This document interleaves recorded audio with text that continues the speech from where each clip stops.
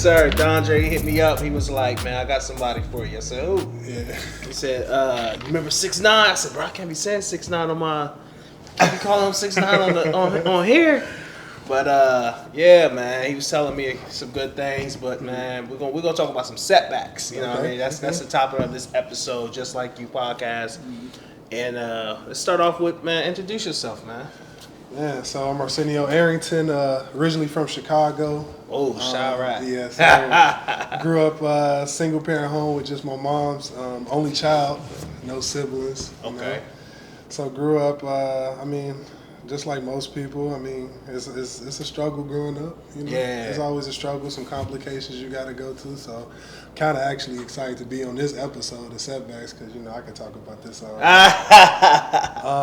Went to Lake Michigan College for 2 years. Lake Michigan? Yep, and I was Michigan. looking at that. Yeah. I was a little confused because I'm like, all right, it was Aquinas, but I'm like, Lake Michigan. So yeah, went to junior college out of high school, then transferred to Aquinas after. Okay. Graduated in 2018, sports management and communications. Dope. Then after that, man, played semi-pro in Grand Rapids. Like 2018, played semi-pro after my senior year. Went overseas to Germany. Played there for a year. Came back, then went back again for another year. Man. And partially tore my Achilles my second year. But didn't need surgery. Came back. I didn't need surgery. Oh, you it good? was a small tear. So I just had to get a boot, go through PT. Yeah. Went to Romania. That was like when COVID was just starting last year or whatever. So went to Romania for 2 weeks, came back, then went to Malta. Just got back from Malta this year. You was traveling, bro. Yeah, traveling. This man traveling. Yeah, got to. It's the easiest way. Yeah. It's definitely the easy way. Because once you get overseas, man, it's so cheap to travel once you get over there. Yeah. So what part of Chicago are you from? Southside. Oh, man. Yeah, big Southside. Are you from O Block? No. Yeah, from O Block? Not from O Block. Because O Block is like a celebrity. Yeah, that's what museum. If you now, say Southside, they say O Block. You know what I'm saying? You from 63rd? That's what they all say. Nah, I'm from the 70s. But, Okay. I mean, I know about all of it and stuff. Grew up. Okay.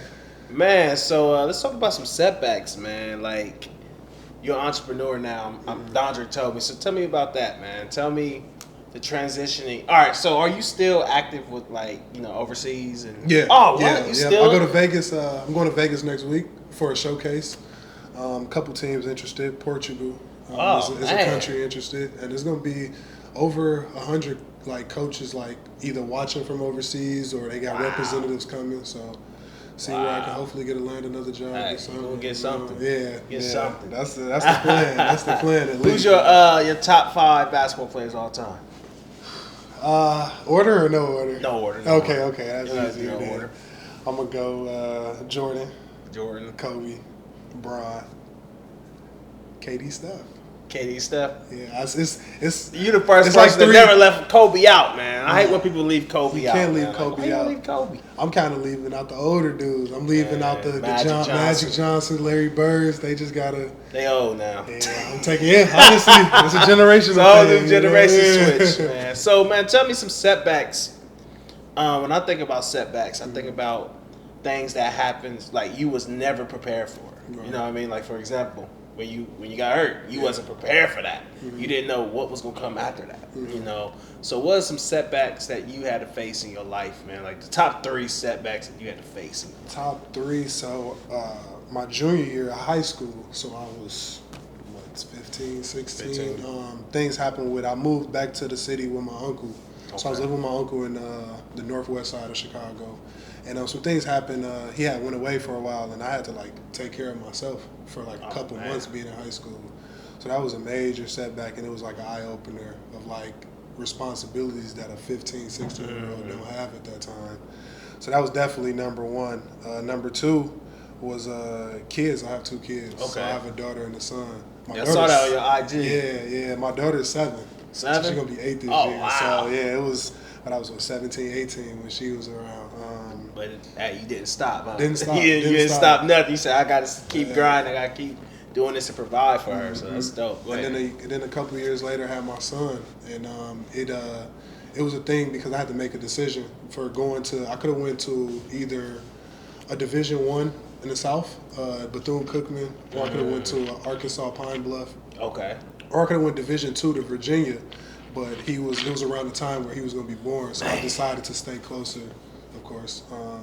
Yeah. So yeah, just growing up and having the the decisions and the responsibilities that people around that age don't usually have at that time, and then hearing like, oh, you got kids and this and that, so it's like your basketball career is kind of over, and I didn't want to hear that. You know That's what they were saying. That's what they were saying. That's like you what have they to, you got to be around for your kids, but I mean, going through it, I can be around for them and still do what I want to do because I'm making a living for them. Because if you was listening, like.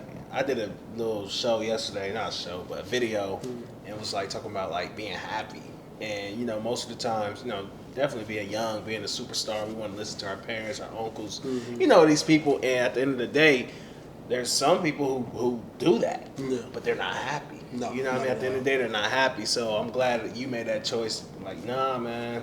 I got to be here, this decision, and look where you at, man. You might not be, you know, where you want to be. Yeah, of course. But at the same time, you still, you know, climbing the ladder to get there, you know. So that's super dope. That's super dope. Now, you also an entrepreneur. Yeah. Tell me about that, man. So 25/8 training, where we work around the clock, man. It's further than 24/7. We take it a step further. Basically, it's just I want to improve. Usually, I mean, it could be any age group, but I'm focusing on high school and maybe younger than high school. But I just want to improve and advance the skills. Those little camps I was on IG. Yeah. Y'all gonna see them on. I'm gonna post them. Y'all gonna see. But yeah, man, I just want to improve and advance the skills that these kids already have, and I want to do something different. Like I want to be able to I want to be able to watch what your team, like if you're going into high school, I want to know what your team needs out of you. And I want to improve on those skills. I don't want to have a child come in and then I have another kid in the next session and I have them doing the same things. I want them to do and advance the skills that they already got and what's going to take them to the next level. And I feel like that's what a lot of trainers don't do. They just have one plan for everybody. So like you got like a big dude that's in high school that they need him to be a big man, but you got him shooting off the dribble threes. You know what I'm saying? Like we can get to that, we can advance that, but for right now, what do you need in the near future that's going to make the varsity team? That's going, you know, put you in the best position. So I've been trying to work with that. It just came along. Any setbacks on that area of trying to build that? Yeah, man, trying to get clients, and it's the same thing with like the trainers around us. A lot of trainers in the GR area, and a lot of trainers who from the GR area.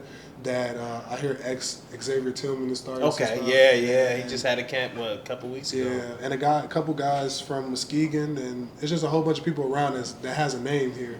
So it's like if I try to get in touch with a kid, they might have already dabbled and dipped into them. So I mean that's just a setback trying to get clients and stuff. Yeah. And with COVID and like schools and stuff can't get in the gym and things like that. So just kind of working through that, honestly. Hopefully next summer, once I'm back from overseas, like it'd be more smooth. So you think it's more like, because you know Tillman, you know he's in the NBA, so he got the money to do what he do. Yeah. So what do you think you need to do because there's some people who didn't make it far. Like, all right, let's think about what's the name? Lethal Weapon, the shooter? Yeah. Lethal Shooter, yeah. People be asking him, like, dude, why are you doing all these videos? You ain't in the NBA. He said, man, because this is what I like to do. I like to train people. So, but what he's building is social media influence. He's showing his skills. He's showing, you know, the camps that he, you know, get involved and teach NBA players how to shoot. But he didn't let that stop him, that the fact that Steph Curry is a better overall player. Yeah. And Steph Curry pretty much doing the same thing, teaching kids how to shoot in camps, but he's still grinding. So what do you believe you need to do to build your influence?